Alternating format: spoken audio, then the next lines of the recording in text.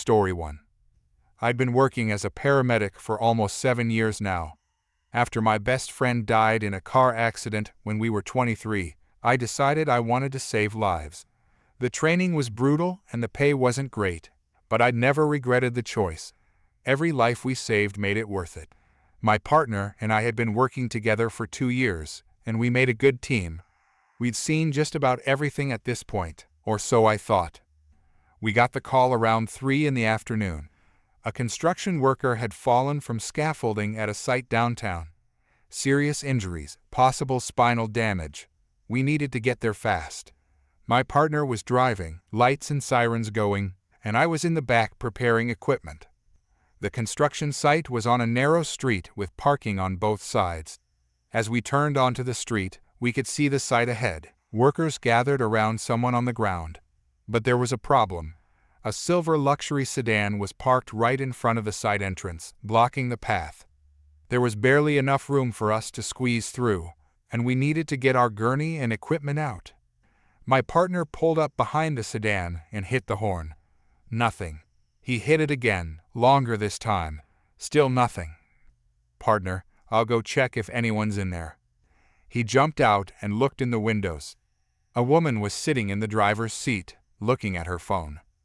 "Partner, ma'am, you need to move your car." She rolled down her window about 2 inches. "Karen, what?" "Partner, we're paramedics. We have an emergency. You need to move your car now." "Karen, I'm waiting for someone." "Partner, there's a man with serious injuries up ahead. We need to get through. Please move your car." "Karen, I was here first. Find another way around." "Partner, there is no other way around. This is an emergency. Move your car." "Karen, that's not my problem. I'm not moving." I got out of the ambulance. Maybe she'd listen to both of us. "Ma'am, someone is seriously injured. Every second counts. Please move your car." "Karen, I told your partner already. I was here first. I'm waiting for my husband. He's inside one of these buildings for a business meeting." We can't wait. A man could die." "Karen, then go around." "Partner, there's no room to go around. Your car is blocking the entire street." "Karen, not my problem. I have just as much right to park here as anyone else." A construction worker ran up to us. "Worker, is there a problem? We need help now. He's losing consciousness." "This woman won't move her car." "Worker, lady, are you serious? Someone is dying." "Karen, I was here first. Learn some patience." The worker looked like he wanted to climb through her window. My partner pulled out his radio. "Partner, dispatch. We're blocked by a parked vehicle at the scene. Driver refuses to move. Requesting police assistance." "Karen, oh, you calling the cops on me? I'm the victim here. This is harassment." "You're preventing us from saving someone's life. That's actually a crime." "Karen, I know my rights. You can't make me move." My partner looked at me, then back at the narrow space between the sedan and the parked cars on the other side. "Partner, I'm going to try to back up and angle in from the other direction. It's going to be tight." Be careful." He got back in the ambulance. I stood there with the construction worker, watching Karen sit smugly in her car, still looking at her phone. "Partner, ma'am, you need to get out of your car. I'm backing up." "Karen, I'm not getting out. This is my parking spot." He's warning you. Move your car or get out." "Karen, make me." My partner started backing up the ambulance slowly, trying to angle it differently. The street was so narrow. I watched as he carefully reversed, trying to create a better angle to squeeze past. Then I heard it. The crunch of metal on metal. "Karen, what the hell?" The ambulance's back corner had clipped her front bumper as my partner tried to maneuver around. He stopped immediately. "Karen, you hit my car. You hit my car. That's a $50,000 vehicle." "Partner, I warned you to move." "Karen, this is assault on my property. I'm suing. I'm suing the city. I'm suing the ambulance company." "You were warned multiple times to move. You refused. Karen, you can't just hit my car, that's illegal. Worker, lady, there's a camera on that ambulance. It records everything. Karen went pale. Karen, what? Me, he's right. Every ambulance has cameras. Front and back. Recording video and audio. Everything you said is on tape. My partner leaned out the window. Partner, including you refusing to move during a medical emergency, which is a criminal offense in this state. But sure, let's get the police involved. Right on cue, a police cruiser pulled up. The officer got out and immediately assessed the situation. Officer, what's going on here? My partner and I explained everything. The construction worker backed us up. Karen tried to interrupt several times. Karen, they hit my car. They damaged my property. I want them arrested. Officer, ma'am, were you asked to move your vehicle? Karen, yes, but I was here first. I have a right to park here. Officer, during a medical emergency, you're required by law to move if emergency vehicles need access. Did you refuse? Karen, they could have gone around. Officer, the street is too narrow. I can see that from here. You refuse to move? Karen, it's my right to park here. Officer, actually, it's not. This is a tow-away zone during emergencies, and obstructing emergency services is a misdemeanor. License and registration, please. Karen, are you serious? They hit my car. Officer, the ambulance has dash cam footage showing they warned you multiple times and you refused to comply. You're getting cited for obstruction and your car is being towed. Now, license and registration. Karen, this is ridiculous. My husband is a lawyer. Officer, then he can help you fight the ticket. License. Now. While the officer dealt with Karen, my partner managed to squeeze the ambulance past her car. We grabbed our equipment and ran to the injured worker. He was in bad shape, but we stabilized him and got him loaded up. As we were about to leave, I saw the tow truck arriving. Karen was on her phone, crying to someone, probably her lawyer husband. The officer was writing her ticket. Her front bumper was dented and scraped. We transported the construction worker to the hospital.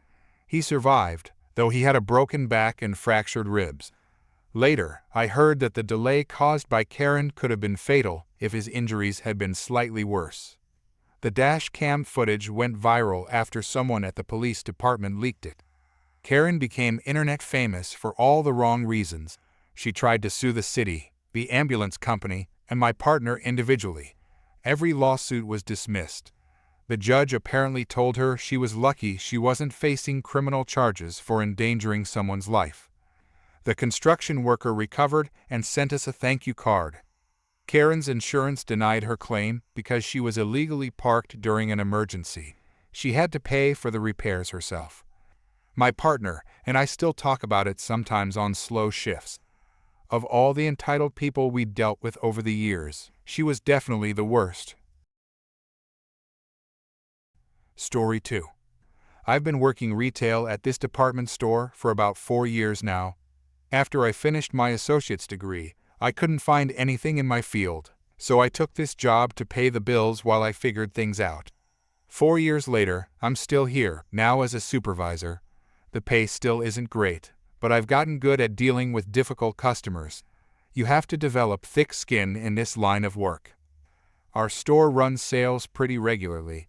We have weekly ads, seasonal promotions, clearance events, the usual stuff. Everything is advertised in our flyers, on our website, and on signs throughout the store. We're very clear about what's on sale and when. We also have a pretty standard policy about honoring competitor prices if customers bring in proof. But we can't just make up discounts because someone asks. Last Thursday started normally enough. I was working the customer service desk, handling returns and answering questions. Mid-morning, this woman came up to the counter. She looked to be in her late 60s, well-dressed, carrying an expensive handbag. She had this determined look on her face that I've learned to recognize as a warning sign. Karen, I need to speak to someone about your sale. Me, sure, I can help you. Which sale are you referring to? Karen, the one on kitchen appliances. 50% off. Me, I'm not aware of that sale. Let me check our current promotions. I pulled up our system and looked through all active sales. We had some kitchen items on clearance at 20% off, but nothing at 50%. Me, I'm showing we have some kitchen appliances at 20% off right now, but I'm not seeing a 50% sale. Karen, no, it's 50%. I saw it last week. Me, last week? Let me check last week's promotions too. I scrolled back through the previous week's sales. Nothing matched what she was describing. Me, I'm sorry, but I'm not finding any 50% off sale on kitchen appliances from last week either. Are you sure it was our store? Karen, of course I'm sure. I remember it clearly. It was a big banner ad, bright red letters, 50% off all kitchen appliances. Me, do you happen to have the ad or flyer? That would help me figure out what happened. Karen, I don't need the ad. I know what I saw. Me, I understand, but without any record of that sale in our system, I can't apply that discount. Could it have been a different store? Karen, it was your store, I'm certain. Me, okay? Let me get my manager. Maybe she'll know something I don't. I called my manager over and explained the situation. My manager checked the same things I did and came to the same conclusion. Manager, ma'am, I've checked our current and past promotions, and we haven't had a 50% off sale on kitchen appliances recently. The best I can do is the current 20% discount. Karen, this is unacceptable. I saw that sale. You're trying to trick me. Manager, we're not trying to trick anyone. If you saw an ad somewhere, it might have been from a different retailer. Karen, no, it was here. I remember seeing it. Me, where exactly did you see this ad? Was it in a newspaper, online, in our store? She paused for a long moment, and I could see her thinking hard. Karen, I saw it last week. I know I did. Manager, but where? If you can show us the ad, we'll absolutely honor it. Karen, I saw it. In a dream. I blinked at her. My manager and I exchanged glances. Me, I'm sorry, did you say in a dream? Karen, yes, I dreamed about it last Tuesday night. It was so vivid and clear. Your store was having a huge sale, 50% off kitchen appliances. Manager, ma'am, we can't honor a sale that you dreamed about. Dreams aren't real advertisements. Karen, but it felt so real. I was sure it was going to happen. Me, I understand that dreams can feel real, but we can only honor actual sales that we've advertised. Karen, this is ridiculous. You need to honor what I saw. Manager, we can give you the current 20% discount, but that's all we can do. Karen's face started turning red. Her voice got louder. Karen, you're gaslighting me. You're gaslighting the elderly. Me, we're not gaslighting you. We're just explaining that we can't give you a discount based on a dream. Karen, I'm a senior citizen. You have to respect me. You can't just dismiss what I'm telling you. Manager, we're not dismissing you because of your age.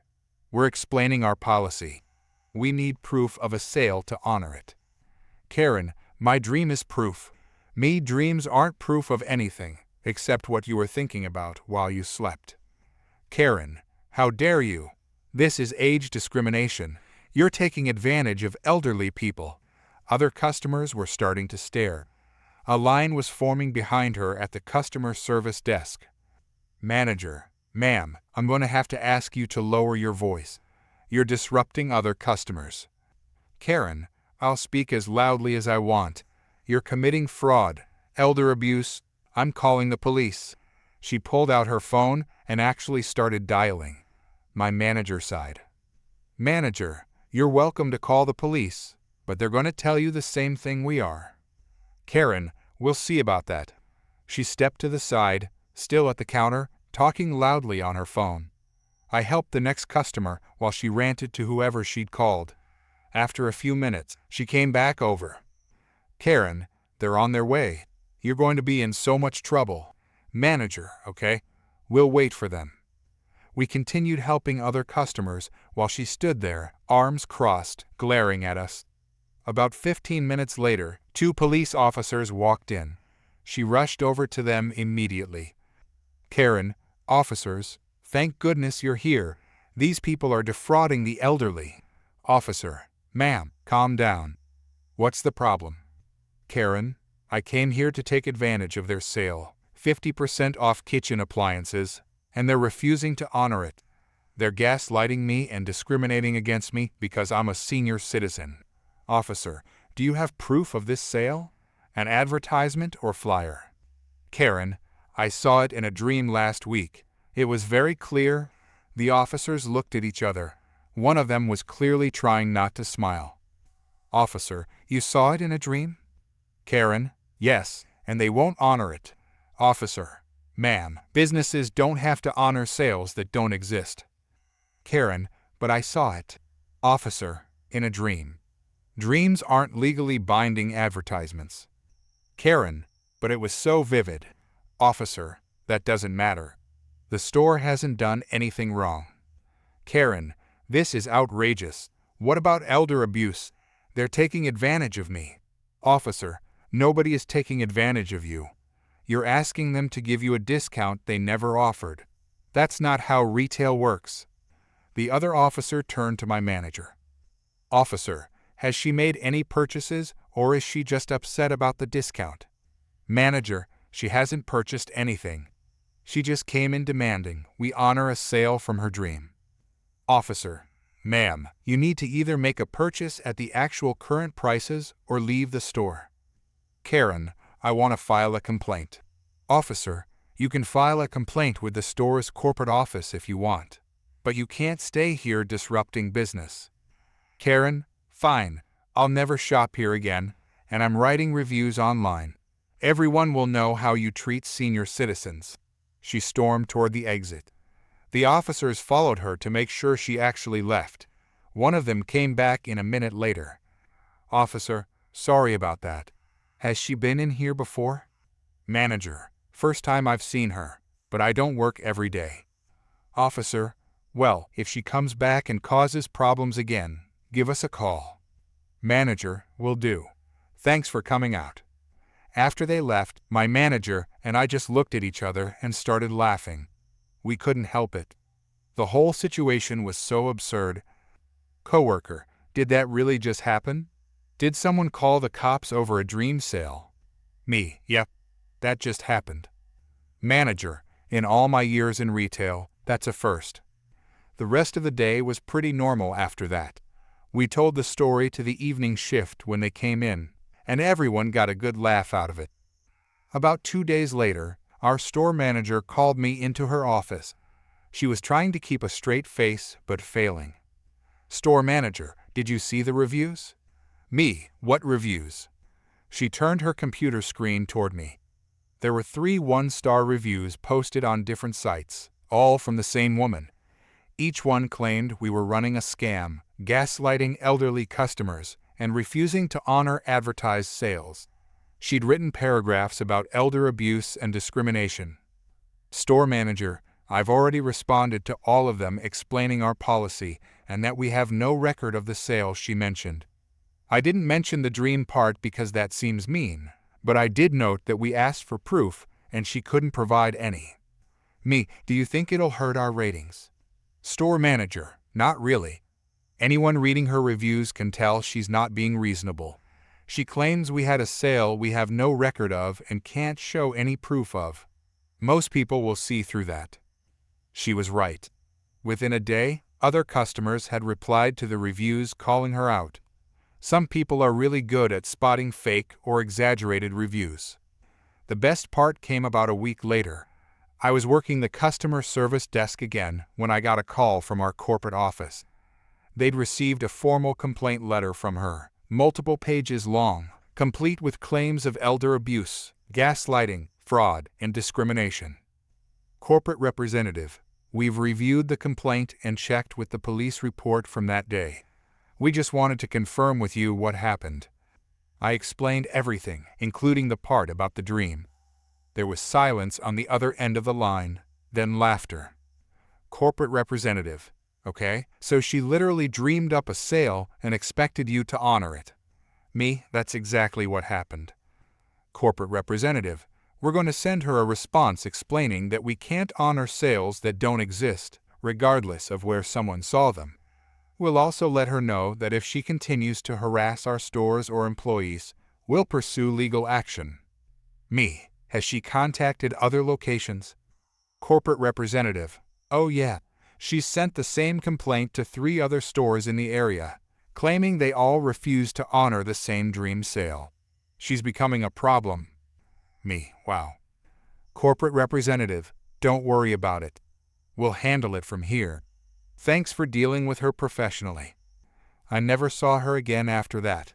I don't know if corporate's response scared her off, or if she just found some other store to bother. Either way, I was relieved.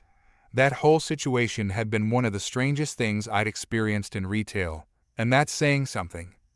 My coworkers still bring it up sometimes when we're dealing with difficult customers. Whenever someone makes an unreasonable demand, somebody will joke about dream sales and gaslighting the elderly.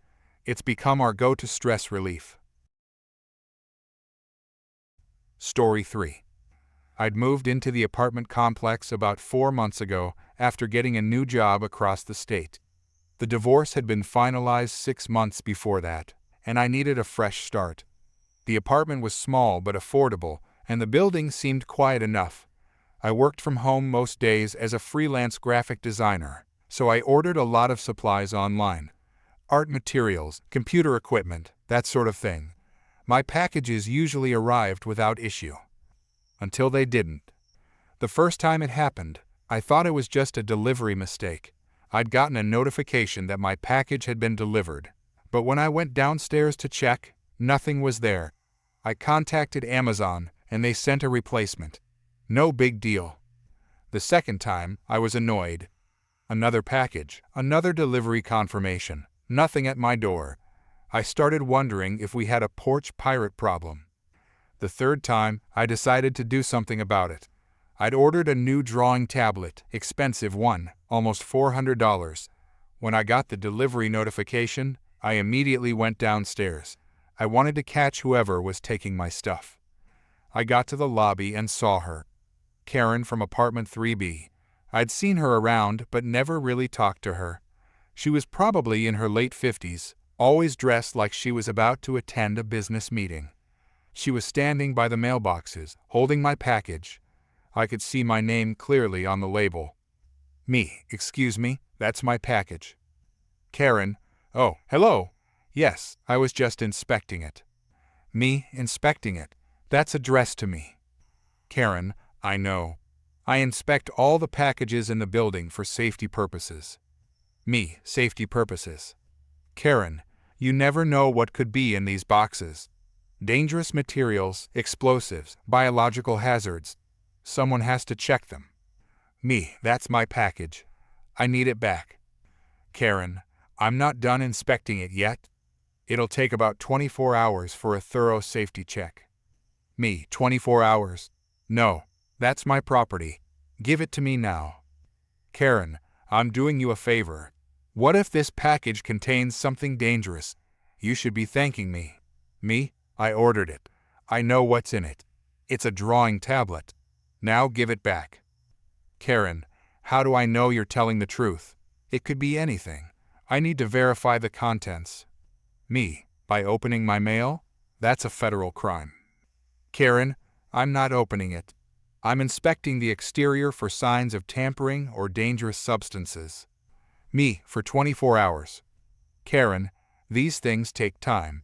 Safety isn't something to rush. I reached for the package. She pulled it back. Karen, don't you dare. This is under my protection now. Me, it's my package. A neighbor came out of the elevator. An older man I'd seen walking his dog sometimes. Neighbor, what's going on? Me, she's stolen my package and won't give it back. Karen, I have not stolen anything. I'm performing a vital safety service for this building. Someone has to make sure these packages aren't dangerous. Neighbor, did the building management ask you to do this? Karen, I don't need permission to protect my neighbors. This is a courtesy I provide free of charge. Me, I don't want your courtesy, I want my package. Karen, if you didn't want me to check your packages, you shouldn't live near me. Everyone in this building benefits from my security measures. Neighbor, lady, I've lived here for 12 years. Nobody asked you to inspect anything. Karen, that's because you're all too naive to understand the dangers. Do you know how many packages arrive at this building every day? Dozens. Any one of them could be a threat. Me, I'm calling the police. Karen, go ahead. They'll agree with me. Someone has to think about safety. I pulled out my phone and dialed. Karen stood there, still clutching my package, looking completely convinced she was in the right. The police arrived about 15 minutes later. 2 officers, 1 male, 1 female. I explained the situation while Karen tried to interrupt constantly. Female officer, ma'am, let me understand this correctly. You've been taking packages that don't belong to you. Karen, I'm inspecting them for safety. It's a necessary precaution. Male officer, who authorized you to do this? Karen, I authorized myself. Someone has to protect this building. Female officer, so you've been taking other people's mail without permission. Karen, not taking. Temporarily holding for inspection purposes.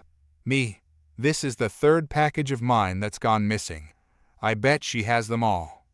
Male officer, ma'am, which apartment is yours? Karen, 3B. And if you want to search it, you'll need a warrant. I know my rights. Female officer, we're not searching anything. But we are going to need you to return this person's package immediately. Karen, I need 24 more hours to complete my inspection.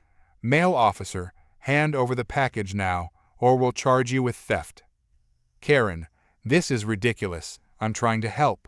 What if this package contains anthrax? What if it's a bomb? You'll all be sorry when something terrible happens because nobody listened to me. Female officer, the package, now. Karen reluctantly handed over my package. She looked furious. Karen, fine, but when something dangerous arrives and explodes, it's on all of you. Don't come crying to me. Me, do you have my other 2 packages? Karen, I don't know what you're talking about. Me, officers, I've had 2 other packages go missing in the past month. She just admitted she's been taking packages. Male officer, ma'am, do you have any other packages in your apartment that don't belong to you? Karen, I may have a few items under inspection, but they're all for safety purposes. Female officer, how many packages? Karen, I don't know, maybe 8 or 10. From various residents. The neighbor who'd witnessed the confrontation spoke up. Neighbor, my wife's medication never arrived last week. We had to emergency order a replacement. Another neighbor had come out during the commotion. Second neighbor, I've been missing packages too. I thought it was the delivery service. The female officer's expression hardened. Female officer, ma'am, you need to return all the packages you've taken. Right now. Then we're going to have a serious conversation about theft charges. Karen, but the inspections aren't complete. Male officer, there are no inspections. You've been stealing mail. That's a federal offense. That got her attention. Her face went pale. Karen, federal? Female officer, mail theft is handled by federal authorities. Postal inspectors don't mess around. You're looking at serious charges if anyone decides to press charges. Karen, I was just trying to help. I didn't mean any harm. Me, you stole my property. 3 times, and apparently everyone else's too. We all went to Karen's apartment. She opened the door reluctantly. Inside, stacked near her dining table, were at least 15 packages, all addressed to different people in the building. Some had been opened. Me, you opened them. Karen, I had to verify the contents for safety. Male officer, that's federal mail tampering. This just got a lot more serious. The officers took photos of everything and had Karen return all the packages to their rightful owners. Several neighbors showed up once word spread. Almost everyone had been missing deliveries. The building manager arrived after getting calls from multiple residents. Manager, What the hell is going on? Female officer explained the situation. The manager looked like he was about to have an aneurysm. Manager, you've been stealing residents' mail?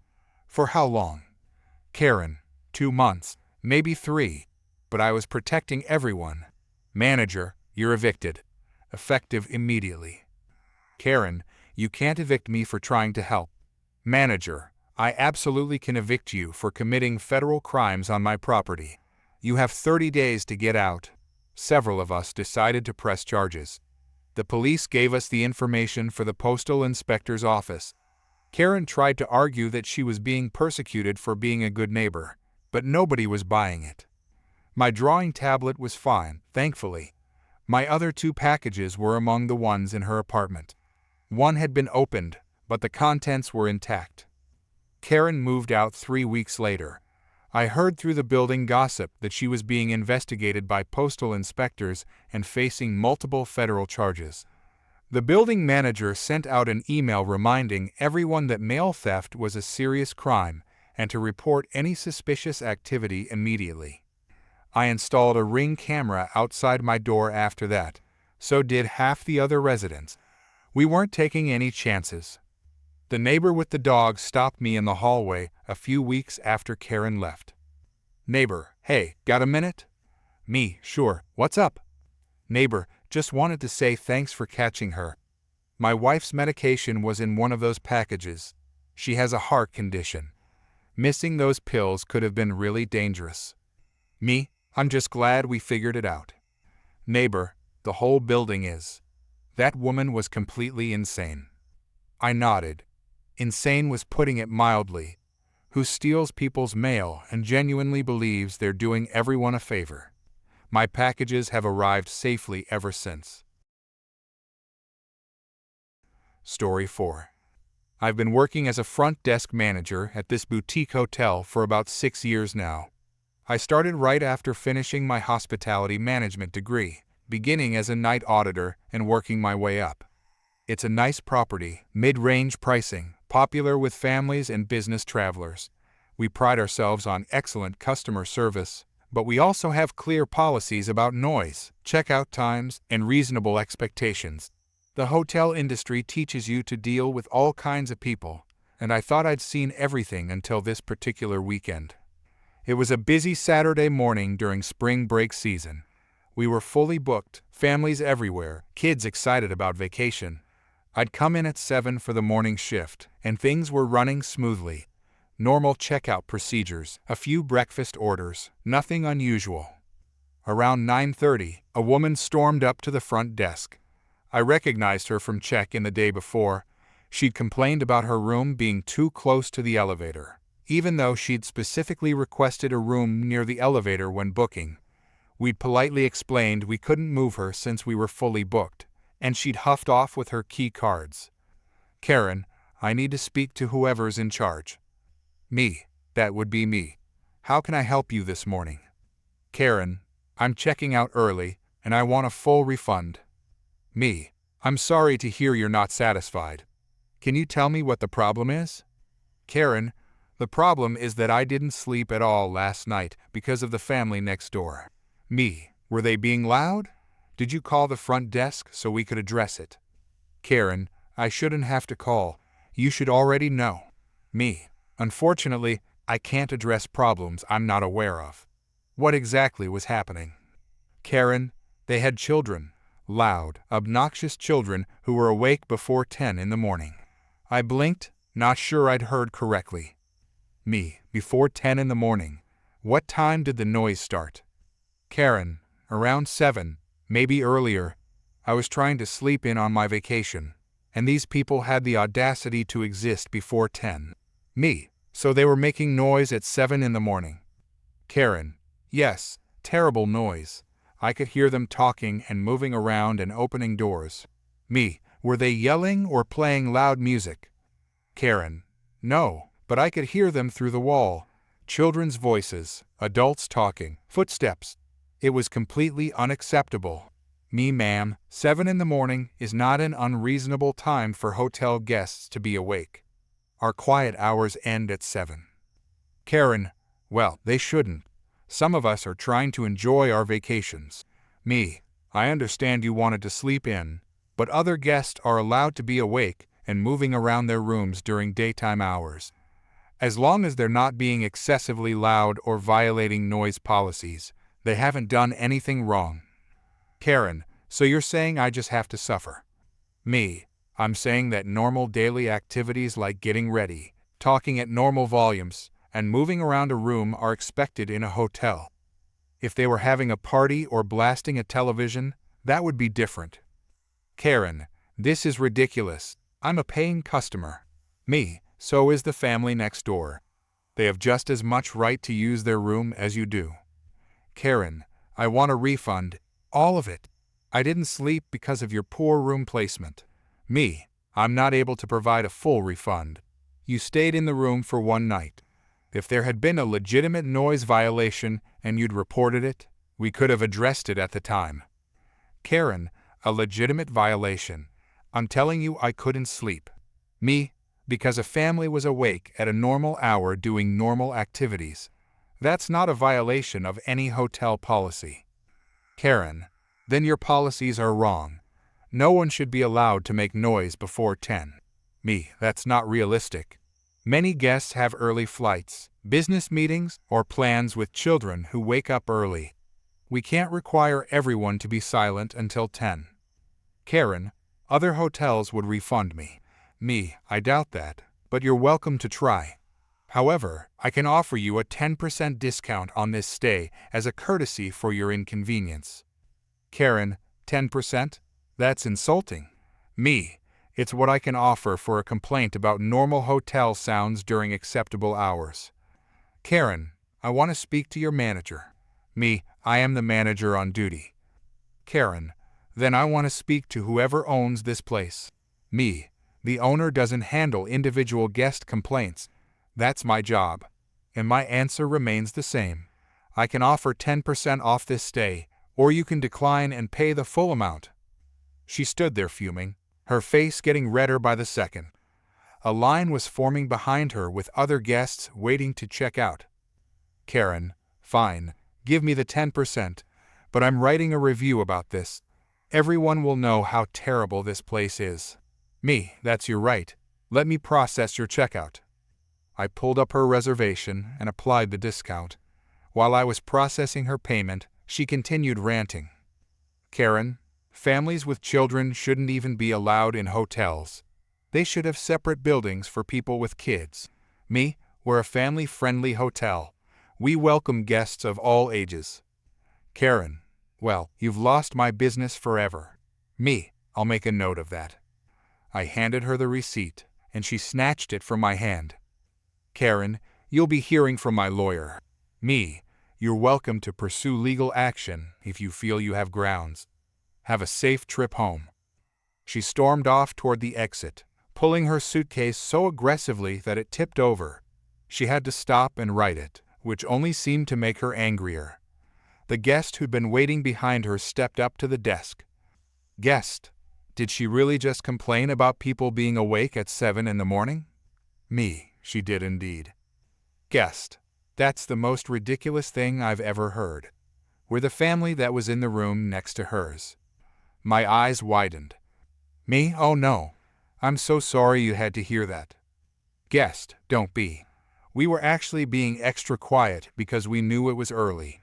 We were just getting ready to go to breakfast and then head to the theme park. The kids barely made any noise. Me, I believe you. She didn't describe anything that sounded like excessive noise. Guest, she knocked on our door around 8 and told us we needed to be quiet. I told her it was morning and we were being reasonable. She called my 6-year-old a brat. Me, she did what? Guest, yeah, my daughter was singing softly while brushing her teeth, and this lady heard it through the wall and called her a brat. I shut the door in her face. Me, I'm really sorry that happened. That's completely inappropriate. Guest, is she gone now? Me, yes, she just checked out. Guest, good. Can we actually extend our stay by one more night? We were supposed to leave today, but the kids are having so much fun. Me, absolutely. Let me check availability. I was able to extend their reservation, and they ended up in an even better room on a higher floor. While processing their extension, the dad leaned in. "Guest, just so you know, I heard everything she said. If she does leave a bad review, I'll make sure to leave a great one explaining what really happened." I appreciate that. True to her word, the angry woman left a scathing review that night. She wrote 3 paragraphs about how the hotel allowed families to terrorize other guests and how management refused to compensate her for her ruined vacation. But the very next day, the dad from the family next door left a detailed 5-star review. He explained the whole situation, praised our staff for handling an unreasonable guest professionally, and recommended the hotel specifically for families. His review got twice as many helpful votes as her negative one. The best part? About a month later, I got an email from our corporate office. They'd received a complaint letter from the woman demanding a full refund and threatening to sue. Corporate reviewed the case, read both reviews, and sent her a letter explaining that her complaint had no merit and that she was no longer welcome at any of our properties. I printed that letter and kept it in my desk drawer as a reminder that sometimes standing your ground and refusing to cave to ridiculous demands is exactly the right thing to do.